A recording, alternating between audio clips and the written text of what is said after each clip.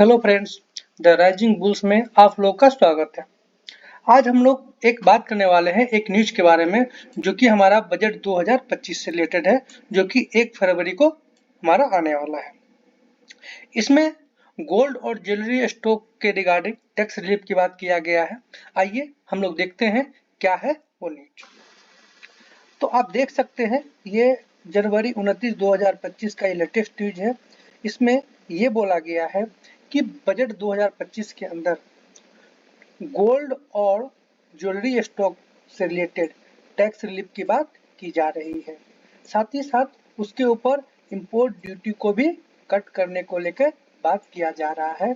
जो अगर ऐसा हुआ तो इस सेक्टर में काफी अच्छा खासा एक ग्रोथ देखा जा सकता है। कहता है इस बार का जो इंडस्ट्री प्लेयर और एनालिस्ट है वो एक्सपेक्ट कर रहे हैं कि इस बार की पॉलिसी में टैक्स बर्डन को कम किया जा सकता है, जिस कारण से इस सेक्टर में काफी अच्छा खासा आप ग्रोथ देख सकते हैं। साथ ही साथ जो जीएसटी के कंप्लेंसेज हैं उसको भी आसान करने के रिगार्डिंग बातें हो रही हैं। लास्ट यूनियन बजट की बात किया जाए तो एक बहुत ही पॉजिटिव सरप्राइज मिला था उस बजट के अंदर। उसमें इंपोर्ट ड्यूटी को काफी लो कर दिया गया था, ठीक है, जिस कारण से जो भी प्रीशियस मेटल्स और ज्वेलरी थे उनकी डिमांड काफी हद तक बढ़ गई थी, ठीक है। इस बार का भी इंडस्ट्री प्लेयर एक्सपेक्ट कर रहे हैं कि इस बार भी टैक्स का बर्डन को कम किया जा सकता है, ठीक है, और जीएसटी कंप्लेंसेस भी काफी आसान किए जा सकते हैं। अगर इस तरह की चीजें होती हैं तो वो इस सेक्टर के लिए काफी फेवरेबल इन्वायरमेंट क्रिएट कर सकता है गोल्ड और ज्वेलरी कंपनीज के लिए, और साथ ही साथ जो इन्वेस्टर्स हैं उसके भी कॉन्फिडेंस को काफी बूस्ट मिलेगा। लास्ट ईयर जो है गवर्नमेंट है उन्होंने इंपोर्ट ड्यूटी को 15% से 6% कर दिया था, जिस कारण से ज्वेलरी स्टॉक में काफी अच्छा खासा चढ़ाव देखा गया था। जिस कारण से क्या हुआ था, जो भी कल्याण ज्वेलर्स हैं हमारे, पीसी ज्वेलर्स हो गए, गोल्डमैन इंटरनेशनल हो गए, ज्वेलरी मोतीसन ज्वेलरी हो गए, ठीक है, स्काई गोल्ड्स हो गए, इनमें 167% ये इंक्रीज हुए थे, ठीक है, ये उसमें चढ़ाव देखा गया था। In comparison to MCX gold 28% रहा। लेकिन जिस वर्ष ये पिछले साल जब ये गोल्ड पे इंपोर्ट ड्यूटी कम किया गया था, उन स्टॉक में 167% का बढ़ोतरी देखा गया, लेकिन एमसीएक्स गोल्ड जो है 28% इस सेम पीरियड में चढ़ा था। कहता है इस बार का जो भी ज्वेलर्स एसोसिएशन है उन्होंने सजेस्ट किया है कि इंपोर्ट ड्यूटी को फिर से कम करने का मांग रखा है। आप देख सकते हैं उन्होंने बोला है कि जो इंपोर्ट ड्यूटी है उसे 3% तक घटा दिया जाए, क्योंकि पिछले साल क्या हुआ था, 15% से 6% कर दिया गया था। अब उस 6% से 3% बोला जा रहा है कम करने के लिए, जिसके कारण से क्या होगा, जो हमारा ज्वेलर्स एक्सपोर्ट जो है, इंडिया का जो ज्वेलर्स एक्सपोर्ट है वो वर्ल्ड वाइड कंपटीशन में आए, ठीक है।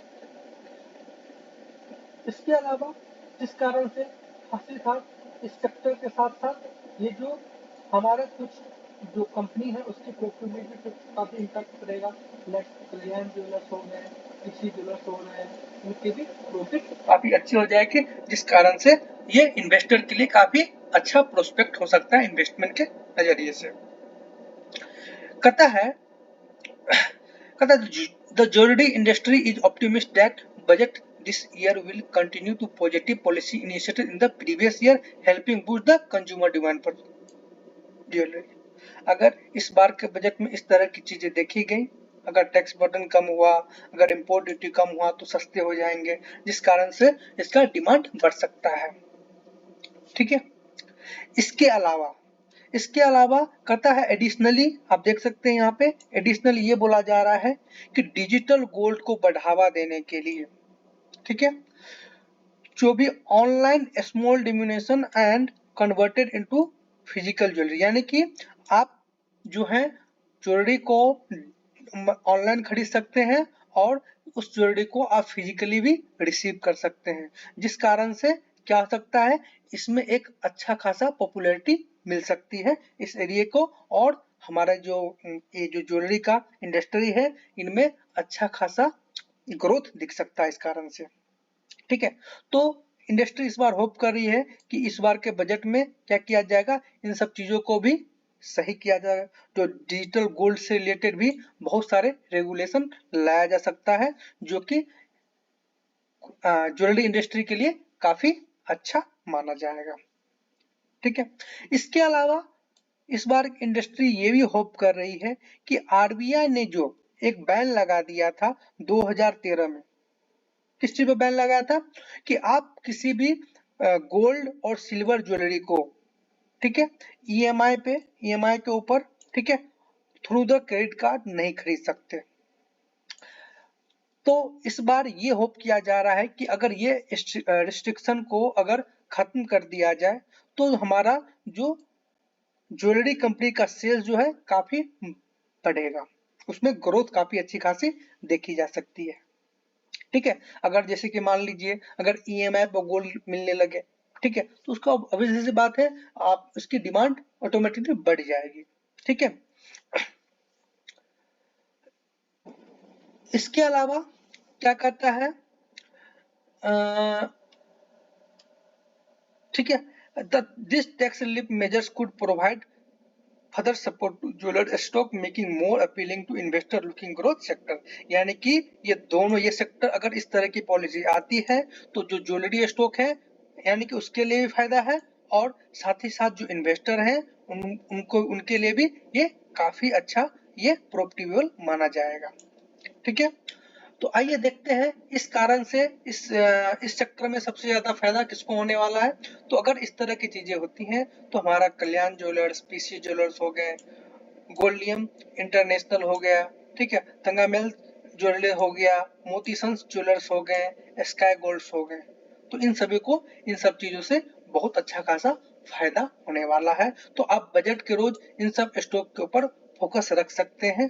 ठीक है, तो इसी तरह का वीडियो देखने के लिए आप हमारे चैनल को लाइक एंड सब्सक्राइब कर लें।